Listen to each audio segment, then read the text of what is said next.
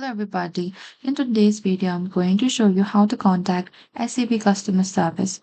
Firstly, open any of your web browser. In the top, there's this address bar. Type down sebgroup.com and enter it. And once you're inside this homepage, you need to scroll all the way to the bottom here.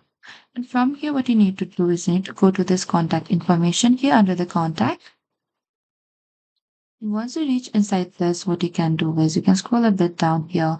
And if you need help with your large corporates and financial institution, you can simply call to this number, which is SEB switchboard, or you can also call to this number if you're abroad.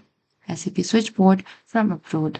And before contacting customer service, make sure you have your account information ready for your identity verification. And that is it.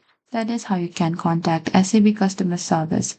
Thank you for watching this video. I hope this video was helpful. If you have any queries or confusion, please comment down below and we will reach out to you very soon.